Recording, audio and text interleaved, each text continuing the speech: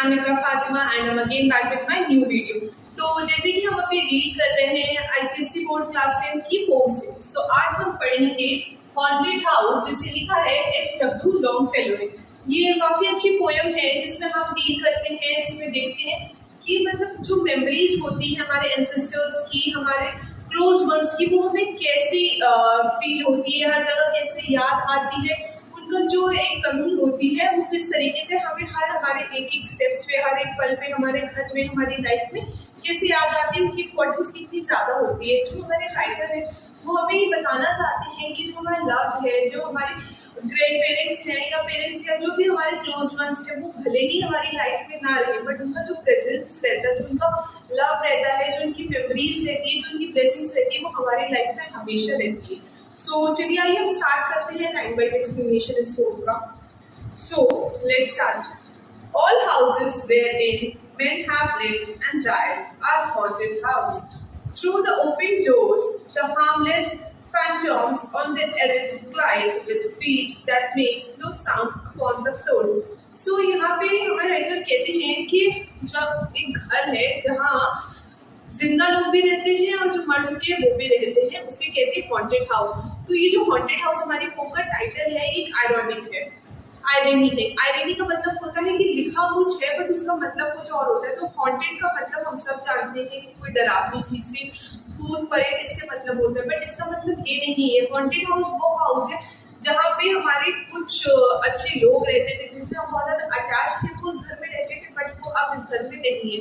तो जो उनकी यादें हैं वो हमें बहुत याद आती है, वो ऐसे परेशान कर रही हैं, ऐसे हमें लग रहा है जैसे वो घुस पड़ के हमारे घर में है। ठीक है, जैसे वो हमें कहाँ ओपन डोर्स के थ्रू आते हैं, वो हमारे घर में रहते हैं और हमारे स्टेयर्स से वो नीचे उतरते हैं, आते जाते हैं, बट वो जो है यहाँ पे लिखा है, देखिए, द हार्मलेस फैंटॉम्स। तो जो फैंटॉम्स का मीन्स होता है वो घोस्ट मतलब होता है, जो आत्माएं होती है उससे मतलब होते हैं। तो जैसे कि अगर आप कहीं और हम देखिए तो जो आत्माएं होती हैं, जो भूत प्रेत होते हैं, वो हार्म करते हैं लोगों को, बट यहाँ पे उन्होंने लिखा है हार्मलेस। हार्मलेस मीन्स वो अच्छी लोग हैं, वो हमारे अपने लोग हैं, उनकी मेमोरीज है ये, तो वो हमें हार्म नहीं करती।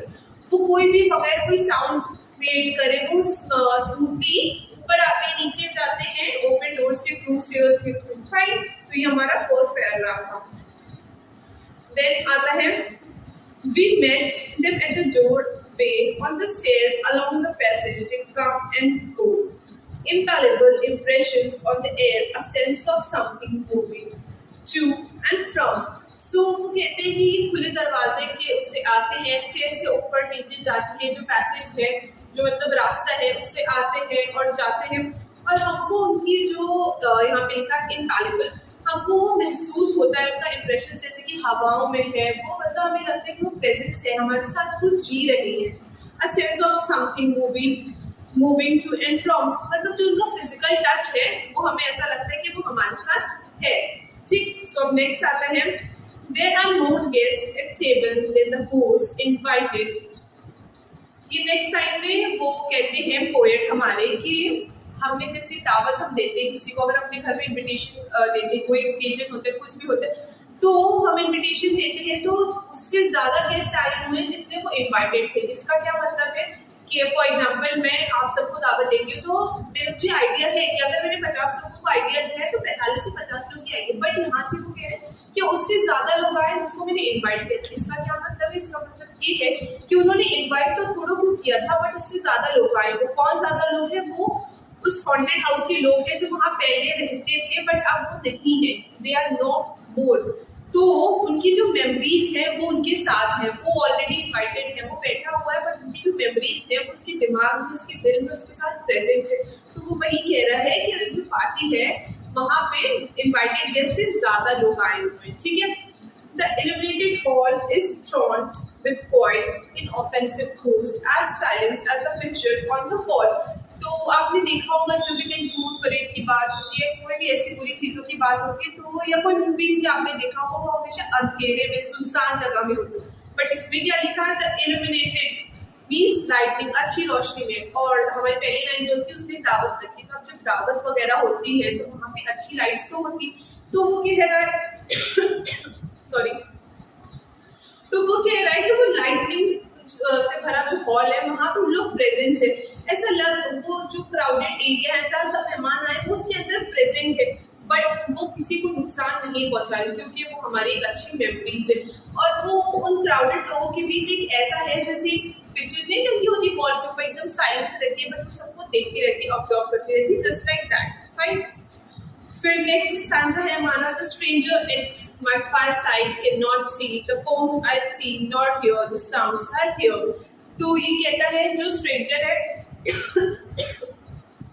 सॉरी, तो ये हमारे पोएट कहते हैं कि जो स्ट्रेंजर मेरे बगल में बैठा है फाइसाइड के, वो चीज नहीं देख सकता है, वो चीज वो नहीं महसूस कर सकता है जो मैं महसूस कर सकता हूँ, क्योंकि ये मेरे लव वंस की मेमोरीज है, वो मेरे साथ है, वो उसके साथ नहीं है, वो मेरे घर के अंदर है, तो इसलिए सिर्फ उसको मैं महसूस कर सकता हूँ। ठीक है, वो ना ही उसको सुन सकता है ना देख सकता है। He bird perceives what is why unto me all that has been is visible and clear। वो सिर्फ वो देख सकता है कि मैं उसको क्या प्रेजेंट कर रहा हूँ, उसको क्या दिखाना चाह रहा हूँ, वो सिर्फ मेरे चेहरे की स्माइल देख सकता है, मेरे चेहरे पर मेरे चेहरे पे जो है वो सिर्फ ये देख सकता है और कुछ उसके अलावा वो नहीं देख सकता। बट मैं मेरे अंदर की जो फीलिंग है, जो उनकी मेमोरीज है, मैं उसे वो भी देख सकता हूँ। Fine. We have no title deeds to house or lands, owner and occupants of earlier date, from graves forgotten stretch their dusty hands and hold in momentum still their old states। तो इसमें वो कहते हैं कि जो हमारे love once है, हमारे एंसेस्टर्स है, वो जा चुके हैं, उनके हाथ में कुछ भी नहीं है, कोई भी डॉक्यूमेंट्स, लीगल डॉक्यूमेंट्स, कोई घर जायदाद कुछ उनके पास नहीं है। जैसे आपने सुना होगा नहीं कि हम कहते हैं, हमारे बड़े कहते हैं कि हम खाली हाथ आते हैं और हमें खाली हाथ ही जाना है, जस्ट लाइक दैट वो यही कह रहा है कि हमारे जो थे पुराने लोग वो तो चले गए, बट उनके जो लीगली डॉक्यूमेंट्स थे, उनके घर, उनकी जायदाद, अब वो सब उनके साथ नहीं गई है, सिर्फ उनकी मेमोरीज इस घर के अंदर है। ओनर और ऑक्यूपेंट्स, वही जो ओनर्स थे पुराने लोग हमारे, वो चले गए हैं। ठीक है, बट अपनी ग्रेव से वो इस घर को ऐसे पकड़े हुए हैं, हमें अपने ग्रेव से उन्होंने ऐसे हाथ करा हुआ है, हमें अपनी मेमोरीज से वो पकड़ के रखे। इस घर में उनकी मेमोरीज है कि वो अपने घर को पकड़ के रखें कि हाँ इस घर में मैं हूँ। जैसे कहते हैं कि हाँ वो इंसान तो चला गया बट हर कोने में उसकी कुछ ना कुछ मेमोरीज है। अब अगर आप देखे होंगे कि आप अगर अपने होम टाउन वगैरह जाते होंगे तो आपको याद आता होगा कि हाँ मेरे दादा नाना वो यहाँ पे बैठ के ऐसा कुछ करते थे, उनका ये था, इस जगह पे वो बैठ के खाना खाते थे, व्हाटएवर जो भी, तो जस्ट लाइक दैट। ठीक है, have forgotten stretch their dusty hands and hold in monuments still their old states। तो वही वो कह रहे हैं कि अब कब्र के अंदर तो छोटे धूल मिट्टी होती है ना, तो वही कह रहे हैं वो अपने डस्टी हैंड से हमें पकड़े हुए अपनी मेमोरीज हमें। तो हमारा जो नेक्स्ट आंसर है वहाँ पे पोएट ऑफ स्पिरिचुअल चीजें के बारे में, स्पिरिचुअल वर्ल्ड के बारे में बात करते हैं। ठीक है, आइए देखते हैं। The spirit world around this world of sense floats like an atmosphere and everywhere walks through these earthly mists and vapor days, a virtual breath of more ethereal air। तो स्पिरिट वर्ल्ड वो world होता है जो after death के बाद की जो life हमारी होती है, वो उस वर्ल्ड के बारे में वो बात कर रहे हैं। वो वर्ल्ड ऑफ सेंस वो फिजिकल वर्ल्ड है जिस वर्ल्ड में हम अभी जी रहे हैं। तो हमारे पोएट कहते हैं कि जो स्पिरिचुअल वर्ल्ड है, जो वहाँ के जो स्पिरिट्स होते हैं, जो हमारे लव्ड वंस जहाँ आप जा चुके हैं, वो हर वक्त एटमॉस्फेयर में हर जगह हमारे साथ प्रेजेंस होते हैं। जैसे कि एयर प्रेजेंट रहती है हमारे साथ, वैसे ही जो उनकी स्पिरिट्स होती है हमारे लव्ड वंस की, वो प्रेजेंस रहती है हमारे साथ, हमेशा प्रेजेंट रहती है हमारे साथ। ठीक है, और बॉक्स का यहाँ पे मीनिंग है हवा। ठीक है, तो वो कहते हैं कि जैसे हवा हमारे लिए जरूरी है, उसके बगैर हमारा कुछ नहीं हो सकता, तो इसी तरह जो स्पिरिचुअल वर्ल्ड है, स्पिरिट्स जो है वो भी हमारे लिए जरूरी है, क्योंकि वो कहीं ना कहीं हमें याद दिलाती है कि हाँ एक ये लाइफ भी है जहाँ हमें जाना है। बट इसका ये मतलब नहीं है कि हमारी लाइफ का एंड है, यहाँ से हमारी लाइफ का न्यू चैप्टर स्टार्ट होता है। ठीक है, तो जैसे हवा हमारे लिए जरूरी है, वैसे स्पिरिचुअल वर्ल्ड भी हमारे लिए जरूरी है। Fine, now next, our little lives are kept in equal poles by opposite attractions and desire। तो ये कहते हैं कि हमारी जो छोटी सी जिंदगी है वो एक बैलेंस है। किसका बैलेंस? अट्रैक्शन एंड डिजायर्स का। अट्रैक्शन जो हमें छोटे टाइम पे होता नहीं है, जैसे अब आजकल है रील्स का टाइम है, तो हमें उससे अट्रैक्शन है, वो हमें प्लेजर दे रहा है छोटे वक्त के लिए, बट उससे हमारा कुछ फायदा नहीं है। और डिजायर जो हमारा बड़ा काम है, फॉर एग्जाम्पल जैसे आप सबकी कुछ ना कुछ डिजायर होगी कि मैं बड़ा होगी ये बनूंगा वो बनूंगा, तो दैट्स तो उसके बीच एक बैलेंस होना बहुत जरूरी है। ठीक, the struggle of the instincts that enjoy and the more noble instincts that aspire. तो वो कहता है कि जो ये है हमारा अट्रैक्शन और डिजायर्स, मजा तो दोनों में ही आता है, बट जो हमारे डिजायर्स है, जो हम मेहनत करते हैं, उसमें स्ट्रगल बहुत ज्यादा होता है। मजा आपको दोनों काम में आए। अगर आप दिल से कुछ करना चाहते हैं, कुछ बड़ा बनना चाहते हैं, तो मजा आपको उसमें जरूर आएगा जब आप वो चीज हासिल कर लें, बट उसके पीछे का जो स्ट्रगल है वो भी बहुत जरूरी है। और जो अट्रैक्शन है, जो थोड़े टाइम का प्लेजर है, उसमें मजा ही मजा। तो वो कह रहे हैं कि जो सबसे ज्यादा अच्छा प्लेजर जो होता है, जो अच्छा सेटिस्फैक्शन हमें मिलता है, उसके बाद मिलता है एस्पायर्स, वो हमारे डिजायर्स के बाद मिलता है। तो इसीलिए हमें अच्छा बैलेंस बना के रखना चाहिए कि हमारा मेन फोकस किस पे होना चाहिए। हमारा मेन फोकस होना चाहिए हमारे डिजायर्स में, हमारे लॉन्ग टर्म गोल्स में। ये हमें जो शॉर्ट टर्म प्लेजर्स होते हैं, वो सब प्लेजर्स होते हैं, वो सब पे हमें फोकस नहीं करना चाहिए, ये हमें डिस्ट्रैक्ट करने के लिए आते हैं। ठीक है, these perturbations, these perpetual jar of earthly bonds and aspirations high। तो यहाँ पे इसका मीन है परेशानियां, और परस्पर जार का मतलब है जो कभी खत्म नहीं होती है। ठीक है, तो यहाँ पे वो कहते हैं हमारा जो ये लाइफ में डिसबैलेंस तो चलता रहता है, कभी ना कभी कुछ ना कुछ कॉन्फ्लिक्ट आती रहती है, कभी हमारा दिमाग चेंज हो जाता है कि नहीं मुझे ऐसा नहीं वैसा करना है, जो हमारा डिस्टर्बेंस होता है वो तो चलता रहता है, बट हमें उसको मेंटेन करके रखना ही पड़ता है, हमें अपने आप पे कंट्रोल करके रखना ही पड़ता है। कि जो हमारी आगे कहते हैं of earthly bonds and aspirations high come from the influence of an unseen star and undiscovered planet in the sky। तो वो कहता है ये जो हमारी डिजायर्स है, हमारी जो वांट्स है, वो तो बहुत ज्यादा है, वो तो अनलिमिटेड है, हम उस पर ध्यान ही नहीं दे सकते कि कितनी ज्यादा, हम गिन ही नहीं सकते कि वो कितनी ज्यादा, बट जैसे कि वो कहता है कि वो अनगिनत है, वो तो खत्म नहीं हो सकती, बट हमें इन दोनों के बीच में बैलेंस बना के रखना चाहिए, तभी तो हम परफेक्ट लाइफ जी सकते हैं। ठीक है, come from the influence of an unseen star and undiscovered planet in our sky। तो undiscovered planet में यहाँ पे वो डिवाइन है, वो पावर है जो हमें गाइड करता है। तो कहते हैं हमारे दिमाग में इतनी ज्यादा कॉन्फ्लिक्ट तो चलती रहती है कि हमें ये करना है, वो करना है, ऐसा करना है, बट एक अनसीन स्टार होता है, एक डिवाइन पावर होती है जो हमें गाइड करती है, हमें समझाती है कि हाँ ये चीज सही है। जैसे नहीं हमें एक अंदर से फीलिंग आती है कि नहीं यार ये नहीं करना है हम लोग को, ये चीज हमारे लिए सही नहीं है। कभी कभी नहीं आपकी जो गट फीलिंग होती है कि उसकी बात कर रहा है, वो डिवाइन पावर की बात कर रहा है, वो डिवाइन पावर तो है जो हमें अंदर से फील करवाती है।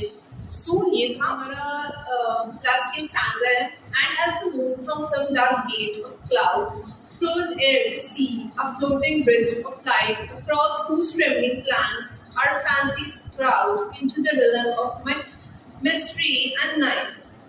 ये और जिसका लास्ट पैराग्राफ है वो इंटरलिंक है, तो मैं साथ में इसको बता देती हूँ। ठीक है, so from the world of space these descend a bridge of light connecting it with this oh air whose unsteady floor that sways and bends wander our thoughts above the dark abyss। So abyss का मतलब होता है bottomless. ठीक है, मतलब हमारे जो हम कहते हैं from the bottom of my heart ये चीज, और अनस्टेडी फ्लो का मीन होता है जो मूव नहीं करता है। मैं पहले मीनिंग बता देती हूँ, साथ में एक्सप्लेन कर देती हूँ। फ्लोटिंग ब्रिज का मतलब मैं अभी एक्सप्लेन कर रही हूँ, और ट्रेवलिंग का मतलब होता है जो हिलता डुलता नहीं रहता है ऐसे जस्ट लाइक दैट।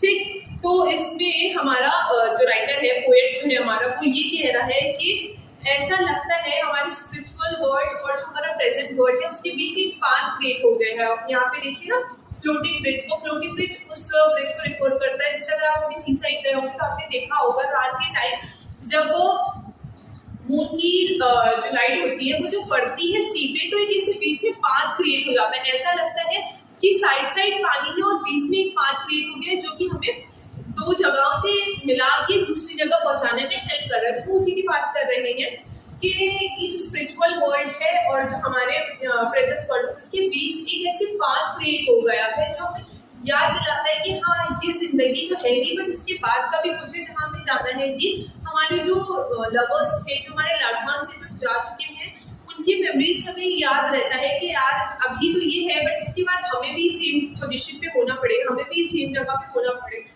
तो ये इसमें बताते हैं लोग कि ये जो पाथ क्रिएट होता है वो किसके लिए क्रिएट होता है, ये हमारा स्पिरिचुअल वर्ल्ड और जो हमारा मटेरियल वर्ल्ड है वो दोनों को मिलाने के लिए, लोग एक कनेक्शन बनाने के लिए ये होता है। तो इसमें बस इतना ही था हमारे पॉइंट में, यही बताना चाहते हैं कि जो हमारे लव्ड वंस अब चले गए हैं उनकी मेमोरीज हमारी लाइफ में कैसे हॉन्टेड हाउस बन जाता है, उनके बगैर हमारा घर एक हॉन्टेड हाउस बन जाता है। और जो हमारा स्पिरिचुअल वर्ल्ड है वो भी हमारे लिए कितना जरूरी है, क्योंकि हमें वहाँ भी जाना ही है।